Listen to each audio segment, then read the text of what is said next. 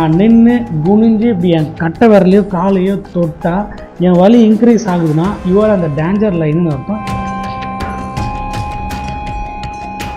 பல விதமான low back pain இருக்குதுங்க. ஆனால் உடம்பு ஒரே விதம் தான். பெயின் மட்டும் எப்படி பல விதமாக மாறுது? கிட்டத்தட்ட 17 மேஜர் ஜாயின்ட்ஸ் இருக்குது. எல்லாருக்கும் ஒரே மாதிரி தான் இருக்குது. ஆனால் இன்ஜுரியோ இல்லை ஸ்ட்ரெயினோ ஆகிறப்ப பெயினோட இன்டென்சிட்டி மட்டும் வேரி ஆகுது. இது ஏன்? 1 இயர்லேருந்து 5 இயர்ஸ்க்குள்ளே நீங்கள் இதில் சஸ்டெயின் ஆகிறீங்கன்னா இந்த பிரச்சனை உங்களுக்கு டிசபிலிட்டிக்கு போய் கொண்டு போய் வரதுக்கு வாய்ப்பு இருக்குது. 80% மக்கள் இந்த உலகத்தில் பேக் பெயினை ஏதோ ஒரு இதில் ஃபீல் பண்ணுறதா ரிப்போர்ட் சொல்லுது. ஸோ அதில் நீங்கள் ஒருத்தர் இருக்கிறீங்களான்றது செக் பண்ணிக்கோங்க. ஏன்னா இந்த பேக் பெயின் ஏதோ ஒரு விதத்தில் எப்பயோ உங்களை தாக்குறப்ப அதை நீங்கள் எந்த அளவுக்கு கேர் கொடுத்து அதை சரி பண்ணிக்கிறீங்களோ பொறுத்து அது உங்களை விட்டு அது சீக்கிரம் ஆகலாம். நீங்கள் இந்த பெயினை அப்படியே பேக்லேயே வச்சுருந்து சேவிங்ஸ் பேங்க் மாதிரி வச்சுருந்தீங்கன்னா அது உங்களை டிஸ்க் பல்ஜ் வரையும் கொண்டு போய் பெரிய டிசபிலிட்டி வர்றதுக்கு வாய்ப்பு இருக்குது. ஸோ இதை நீங்கள் ஃபஸ்ட்டே ரெக்கக்னைஸ் பண்ணீங்க அப்படின்னா சிம்பிள் எக்ஸசைஸ் உங்கள் டெய்லி ஆக்டிவிட்டீஸில் இந்த வலியை நம்ம பேக்லேருந்து எடுக்கலாம். ஸோ இந்த மாதிரி சிம்பிள் எக்ஸசைஸ் நம்ம சேனல்லே நிறைய கொடுத்துருக்குறேன். இந்த மாதிரி சிம்பிள் எக்ஸசைஸ் அதை பார்த்து ஃபாலோ பண்ணி உங்களுக்கு வலி குறைஞ்சதுனாலே நீங்கள் மைனர் பேக் பெயினில் இருக்கீங்கன்னு அர்த்தம். இல்லை நான் நின்று குனிஞ்சு இப்படி என் கட்டை விரலையோ காலையோ தொட்டால் என் வலி இன்க்ரீஸ் ஆகுதுன்னா யுவர் அந்த டேஞ்சர் லைன்னு அர்த்தம். இமீடியட்டாக உங்களுக்கு ஒரு ஹெல்ப் தேவை, ஒரு எக்ஸ்பர்ட்டை மீட் பண்ணுறதுக்கான டைம்னு அர்த்தம்.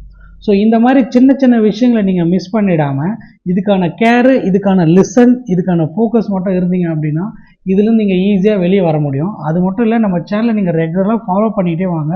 இது முழுக்க ஹெல்த் ரிலேட்டடாகவும் உங்கள் ஸ்பைன் ரிலேட்டடாகவும் இருக்கும். ஏன்னா we are specialist in the spine. We are researching more than 15 years in the field of healthcare. Low back pain.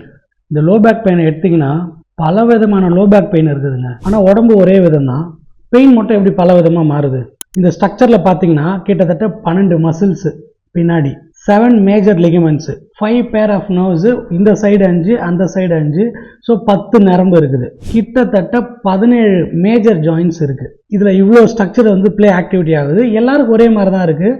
ஆனால் இன்ஜுரியோ இல்லை ஸ்ட்ரெயினோ ஆகிறப்ப பெயினோட இன்டென்சிட்டி மட்டும் வேரி ஆகுது. இது ஏன்? ஸோ இப்போ ஒரு சிலருக்கு இப்போ ரீசெண்டாக எடுத்த ரிசர்ச் ஆர்டிக்கல் என்ன சொல்லுது அப்படின்னு பார்த்தீங்கன்னா, கிட்டத்தட்ட ஒரு 450 பேருக்கு இந்த ஆர்டிக்கலை டெஸ்ட் பண்ணியிருக்காங்க. டீஜென்ரேஷன் ஆகிறப்ப சிவியர் டீஜென்ரேஷன் இருக்கிறவங்களுக்கு கம்மியாக பெயின் தெரியுது, கம்மியாக டீஜென்ரேஷன் இருக்கிறவங்களுக்கு அதிகமாக பெயின் காமிக்குது.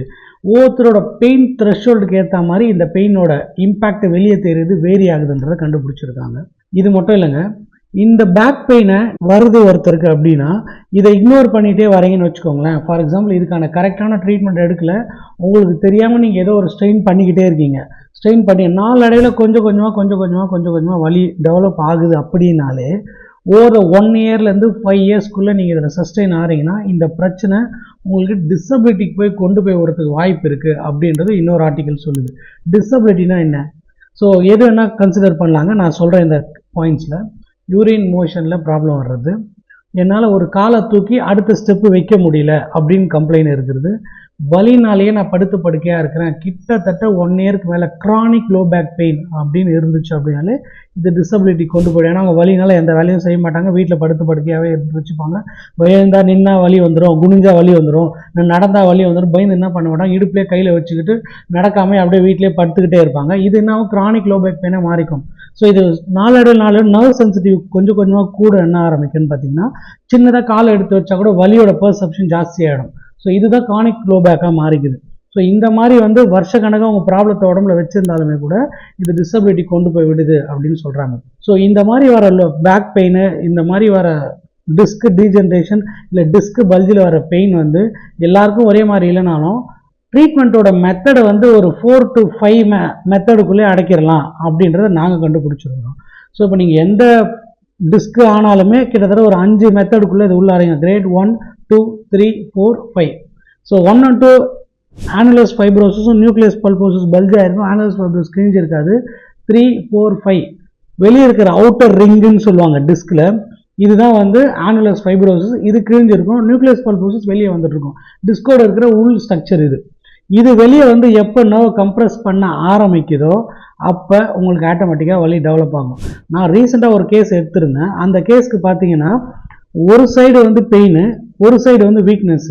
இது கொஞ்சம் எப்படி ஒரு ஆச்சரியமான விஷயம் இருக்கும் பாருங்கள். அந்த பெயின் இருக்குது பாருங்கள், அந்த சைடு வந்து டிஸ்க் பல்ஜ் ஹெவியாகவே இருக்குது. இன்னொரு சைடு இருக்குது பாருங்கள், அந்த சைடு வந்து மசில் வீக்னஸாக இருக்குது.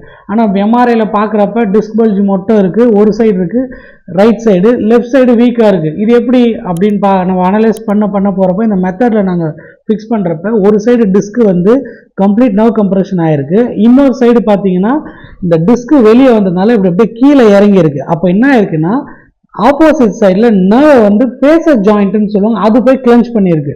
இதை கிளென்ச் பண்ணதுனால வீக்னஸ் டெவலப் ஆகிருக்கு. அந்த இடத்துல வலி அவருக்கு எதுவும் இல்லை, ஆனால் வீக்னஸ் டெவலப் ஆகிருக்கு. ஸோ வீக்னஸ் எங்கே அப்படின்னு பார்த்தீங்கன்னா hamstring muscle, glute muscle, gluteus medius muscles, இது எல்லாமே வந்து நல்லா வீக்காக இருந்தது. அவர் இதை எப்படி ஃபீல் பண்ணி என்கிட்ட சொன்னார் அப்படின்னா, நான் படுக்கிறப்ப லெஃப்ட் சைடு திரும்பி படுத்தனா எனக்கு படுக்கிற இடம் ஊனும் அப்படின்னு சொல்லுவாங்க. அப்படின்னா ஊனி அந்த இடத்துல வலிக்க ஆரம்பிச்சிடும். அந்த போனு பேக் போனு, சப்ப போனுன்னு சொல்லுவாங்க, பெல்விஸ் போன் ஊனி வலிக்க ஆரம்பிச்சிடும். ஸோ இதுதான் வந்து எங்களுக்கு ஒரு க்ளூவாக கிடச்சி. இதை வச்சு நாங்கள் ஒரு பர்ஃபெக்டாக டயக்னோஸ் எடுத்து ட்ரீட்மெண்ட் நம்மளோட எங்களோட D9 தெரப்பி ப்ரோக்ராம் ட்ரீட்மெண்ட் மெத்தடோட 4 அப்ளை பண்ணுறப்ப you got a very good result. அதுக்கப்புறம் இவர் பார்த்தீங்கன்னா மிஸ்டர் ராஜா முகமது கிட்டத்தட்ட 1.5 வருஷமாக பேக் பெயினில் அவ்வளோ சிவியராக சஃபர் ஆனார். இவர் சவுதியில் ஒர்க் பண்ணுறாரு, இன்டர்நேஷ்னல் கிளைண்ட்டு, நம்மளோட கிளைண்ட்டு. அங்கே எல்லா இடத்துலையும் ட்ரீட்மெண்ட் எடுத்து அங்கே இருக்கிற டாக்டர்ஸ் என்ன சொல்கிறாங்கன்னா, சர்ஜரி பண்ணாலும் உங்களை இருந்து வெளியே கொண்டு வர முடியும். ஏன்னா 1.5 வருஷமாக வலினால் ஆகிறதுனால அவங்க ஆஃபீஸை விட்டு நீங்கள் பேசாமல் இந்தியாவுக்கே போயிருங்க அப்படின்னு சொல்கிற லெவலுக்கு, ஏன்னா வலி அவ்வளோ சிவியராக இருந்ததுனால. ஸோ இந்த கேஸ் என்கிட்ட வந்து கொடுத்து இவ்வளோ சிவியராக இருக்குது, என்னால் எந்த வேலையும் செய்ய முடியல, தூக்கம் இந்த வலினால் ப்ராப்பர் தூக்கம் இல்லை, நான் தூங்கி பல நாள் ஆச்சு, இந்த மாதிரி கம்ப்ளைண்ட்ஸ்லாம் இருந்தது. ஸோ நாங்கள் எடுத்து கிட்டத்தட்ட 30 டேஸில் 90% ரிசல்ட் அச்சீவ் பண்ணோம். பட் எக்ஸ்ட்ரா நாங்கள் ஒரு 5 டேஸ்க்கு ஒரு ப்ரொமோட் பண்ணி அந்த ட்ரீட்மெண்ட்டை கொஞ்சம் எக்ஸ்ட்ரா ஸ்ட்ரெச் பண்ணோம். ரீசன் என்னென்னா, ட்ரீட்மெண்ட் முடிச்சுட்டு திருப்பி is going to back to the work, சவுதிக்கு போகிறாரு. அதனால் பக்காவாக அந்த டிஸ்கோட இம்பேக்ட் அது உள்ள அந்த கம்ப்ரெஷன் ரிலீவ் பண்ணுறதுக்காக எக்ஸ்ட்ரா ஒரு 10 விசிட்ஸ் போட்டு பக்கா ரிசல்ட்டை எடுத்து தான் அவரை நாங்கள் இங்கேருந்து டிஸ்சார்ஜ் பண்ணி அனுப்பிச்சோம். டிஸ்சார்ஜ் பண்ணுறப்போ ஆல்மோஸ்ட் மோர் தென் 90% மேலே வலி குறைஞ்சிச்சு. ஒரு 5 to 10% வந்து கொஞ்சம் வலி இருக்கும், அது குறைய ஒரு 3 மாதம் ஆயிரும். இதுக்கு ஏன் அப்படின்னு கேட்டால் ஸ்ட்ரக்சர் நல்லா ரிகவரி ஆகிடுச்சு. இந்த நியூரல் சென்சிட்டிவிட்டின்னு சொல்லுவாங்க, காலில் வந்து வலி பரவுது பாருங்கள், அந்த கம்ப்ரெஷனோட இம்பேக்ட் வந்து நர்வில் எப்பவுமே இருந்துக்கிட்டே இருக்கும். அந்த நர்வ் வந்து கம்ப்ரெஷன் போயிட்டாலுமே கூட நியூரல் சென்சிட்டிவிட்டி வந்து பிரெயினில் வந்து ஒரு 2 to 3 மந்த்ஸ்க்கு இருந்துக்கிட்டே இருக்குன்னு சொல்லுவாங்க.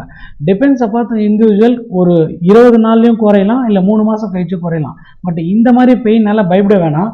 ஒன்ஸ் டிஸ்க் எப்போ ப்ராப்பராக ரிகவரி ஆகிடுச்சோ இதுவும் ஸ்டெப் பை ஸ்டெப்பாக ரிகவரி ஆகும். அதை வந்து பேஷண்ட் ஃபீல் பண்ணலாம். ஸோ இந்த மாதிரி பேஷண்ட்க்கு வந்து நாங்கள் இதுக்கு ஒரு செப்பரேட் ட்ரீட்மெண்ட் ப்ரோட்டோக்கால் வச்சுருக்கோம். அதுக்கான எக்ஸசைஸும் கொடுப்போம். இதை வீட்லேயே கூட பேஷண்ட்ஸ் பண்ணலாம், நாங்கள் டீச் பண்ணியிருக்கோம். After 30 to 40 days of treatment முடிஞ்சதுக்கப்புறம் நாங்கள் பேஷண்ட் கொடுத்துருவோம். இதை பண்ணுங்கள், யூ கெட் அமேசிங் ரிசல்ட். நம்ப மாட்டீங்க, இந்த பேஷண்ட்டுக்கு சூப்பரான ரிசல்ட்டு, நல்ல வலி குறைஞ்சிருக்கு, ஆல்மோஸ்ட் 90% மேலே. இது முழுக்க அவ்வளோ பொறுமையாக இருந்தார், ஃபுல் கோஆப்ரேஷனு. எங்கள் ட்ரீட்மெண்ட்டுக்கு நாங்கள் இப்படி செய்யணும் சார், இப்படி பண்ணணும் சார், இப்படி செய்யணும், நீங்கள் இந்த மாதிரி வாங்க சார், எனக்கு காலையில் ஒரு வாட்டி மதியானம் ஒரு வாட்டி வாங்க, நான் ப்ரோட்டோக்கால் இந்த மாதிரி டிசைன் பண்ணியிருக்கேன், ஒரு ஃபஸ்ட்டு 10 டேஸ் உங்கள் ப்ரெஷர் இந்த மாதிரி நான் டிஸ்க்கு வடிவமைச்சிருக்கேன், அடுத்த 10 டேஸ்க்கு இந்த மாதிரி ப்ரெஷரை கொடுத்து உங்கள் ஸ்பைனை ரொட்டேட் பண்ண போகிறேன், இந்த மாதிரி சொல்கிறதுக்கெல்லாம் பொறுமையாக இருந்து எல்லாத்துக்கும் கோஆப்ரேட் பண்ணி 2 வாட்டி வரும். நடுவில் என்ன ஆச்சுன்னா கொஞ்சம் மசில் ஸ்பேசம்லாம் ஆச்சு, ஏன்னா டபுள் விசிட் போகிறப்ப மசில் அப்படி என்ன ஆகும், ஆட்டோமேட்டிக்காக கிராம்புக்கு போயிட்டு அது ஒரு வழியாக டெவலப் ஆகும். உடனே பேஷண்ட் பயந்துருவாங்க, எனக்கு இது வலி, திருப்பி ட்ரீட்மெண்ட்டுக்கு போய் வலி வந்துருச்சு அப்படின்னா பயப்படுவாங்க. ஸோ நாங்கள் இது எங்களுக்கு தெரியுன்றதால நாங்கள் முதலே கிளியராக எக்ஸ்பிளைன் பண்ணி, சார் இது இப்படி தான் இருக்கும், பயப்பட வேணாம் அப்படின்னு சொல்லி அந்த கிராம்புக்கான ட்ரீட்மெண்ட்டு அதை கொடுத்து அதையும் குறைச்சி ஒரு 15 டேஸ் ஆயிடுச்சு. ஆமாம், இஸ் கெட்டிங் ரிகவரி பக்கா அப்படின்னு. ஆஃப்டர் 15 டேஸ்க்கு அப்புறம் பார்த்தீங்கன்னா ஸ்டெப் பை ஸ்டெப்பாக அவ்வளோ அழகாக ரிகவரி வந்துச்சிருக்கு. ஸோ இந்த மாதிரி வந்து ரிசர்ச்சும் சரி, இந்த மாதிரி ஒரு ட்ரீட்மெண்ட்டும் மெத்தடும் சரி, நீங்கள் உங்கள் பேக் பெயின் வந்து பல நாட்களுக்கோ இல்லை பல வருடங்களுக்கோ தயவுசெய்து தள்ளி போடாதீங்க. ஒரு 1 or 2 months வரையும் நீங்கள் ஹோம் ரெமெடியோ இல்லை நியர்பை ட்ரீட்மெண்ட் எடுக்கிறீங்க அப்படின்னா அதில் செட் ஆகலைன்னா டெஃபினட்டாக உங்களுக்கு எக்ஸ்பர்ட்டோட ஒப்பீனியன் தேவைப்படுது. ஸோ இந்த மாதிரி ஹெல்த் டிப்ஸ் தெரிஞ்சுக்க நம்ம சேனலை ரெகுலராக ஃபாலோ பண்ணுங்கள். You will get amazing content for your health related problems. Thank you.